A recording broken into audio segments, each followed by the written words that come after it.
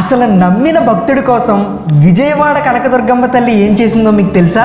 ఆవిడ ప్రతిరోజు విజయవాడ నగర సంచారం చేస్తుంది. దానికి గుర్తుగా ఇప్పటికీ కొందరు ఉపాసకులకి కొండ మీద రాత్రి నిద్రించే సమయంలో కొందరు గజ్జల చప్పుడు వినిపిస్తుందని కూడా చెప్తుంటారు. 1955లో జరిగిన యథార్థ సంఘటన ఇది. విజయవాడలో వెంకన్న అని ఒక రిక్షా కార్మికుడు ఉండేవాడు. ఆయన అమ్మవారి పరమ భక్తుడు, కాయా కష్టం మీద బతికేవాడు. రిక్షా కార్మికుడు కాబట్టి సినిమా హాల్ దగ్గర ఉండేవాడు. ఎవరైనా వస్తే ఎక్కించుకోవడానికి అక్కడ ఉండగా ఒక రోజు రాత్రి ఆట ముగిసిన సమయంలో అక్కడి నుంచి ఒక పెద్ద ఆవిడ ఎర్ర చీర పెద్ద బొట్టుతో వచ్చి రిక్షా ఎక్కింది. అలా రిక్షా ఎక్కి ఇంద్రకీలాద్రి దగ్గర దింపమని అడిగింది. అక్కడి నుంచి ఆయన రిక్షాలో వస్తూ ఉండగా ఆవిడ మాట్లాడుతూ, బాబు 12 గంటల సమయం అవుతుంది కదా, అర్ధరాత్రి చిమ్మ చీకట్లో దుర్గమ్మ గ్రామ సంచారం చేస్తుంది, నీకు భయం లేదా అని అడిగింది. దానికి వెంటనే కార్మికుడు ఇలా సమాధానం ఇచ్చాడు, మా తల్లి మా అమ్మ